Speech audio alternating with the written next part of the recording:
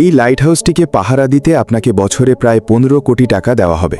সঙ্গে রয়েছে অফুরন্ত সুযোগ সুবিধা, যেমন এখানে থাকবে না আপনার কোনো বস, আপনি সম্পূর্ণ একা।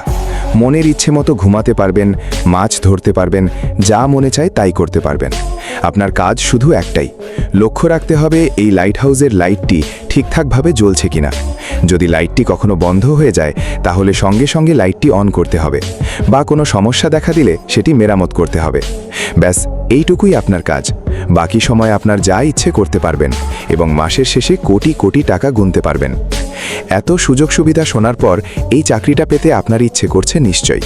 তবে আপনার এটাও জানা উচিত, এত সুযোগ থাকার পরেও এই চাকরিটা পৃথিবীর সবচেয়ে ভয়ানক চাকরিগুলোর মধ্যে একটি।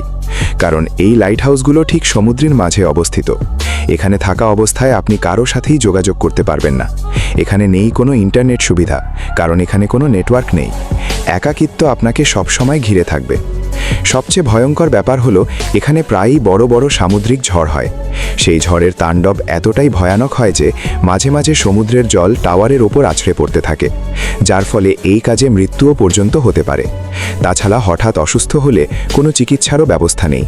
সেই সঙ্গে আছে সাপের ভয়।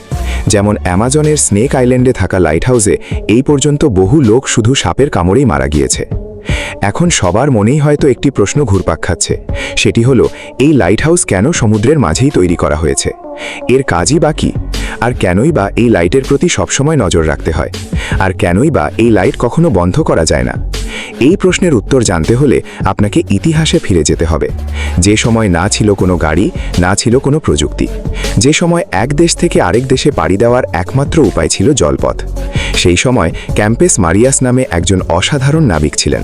তিনি প্রতিকূল পরিস্থিতিতেও সমুদ্র ভ্রমণের জন্য বেশ বিখ্যাত ছিলেন। তো একবার তিনি তার জাহাজ নিয়ে রাতের অন্ধকারে সমুদ্র যাত্রা করছিলেন। ঠিক তখনই পানির কিছুটা নিচে এক বিশাল পাথরের সঙ্গে তার জাহাজের ধাক্কা লাগে। আর তখনকার যুগে প্রতিটি জাহাজ তৈরি করা হতো কাঠ দিয়ে, তাই খুব সহজেই তাদের জাহাজের তলায় ফাটল ধরে এবং জল ঢুকতে শুরু করে। তবে সময় মতো ক্যাম্পেস মারিয়াস ও তার সঙ্গীরা মিলে দক্ষতার সঙ্গে জাহাজের ফাটল সারিয়ে তোলেন। এই দুর্ঘটনার পর ক্যাম্পেস মারিয়াস একটি সমাধান খুঁজতে থাকেন। তিনি এমন কিছু তৈরি করতে চাইছিলেন যেটা দূর থেকে দেখেই নাবিকরা সতর্ক হতে পারবে। আর এরকম পাথরখণ্ড সমুদ্রের বিভিন্ন জায়গায় ছড়িয়ে ছিটিয়ে আছে, যেগুলো কিছু কিছু জোয়ারের সময় দেখা যায় না, তবে ভাটার সময় ভেসে ওঠে। সেই সময় এই পাথরে ধাক্কা লেগে অনেক জাহাজ ডুবে যেত বা ক্ষতিগ্রস্ত হতো। তারপর এই সমাধান বের করেন মিশরের রাজা টলেমি। তার বাণিজ্যিক এলাকায় যেখানে যেখানে এমন পাথরখণ্ড ছিল সেখানে তিনি উঁচু উঁচু দুর্গ নির্মাণের সিদ্ধান্ত নেন, এবং সেই দুর্গের ওপর থাকবে আলো, যেটা দেখে নাবিকরা দূর থেকেই সতর্ক হতে পারবে। এরপরই মূলত লাইট হাউস তৈরির যাত্রা শুরু হয়। যেহেতু সেই সময় বাতি আবিষ্কার হয়নি, তাই তখন লাইট হাউসের মাথায় সব সময় আগুন জ্বালিয়ে রাখা হতো। ব্যবহার করা হতো প্রচুর পরিমাণে কয়লা ও তেল।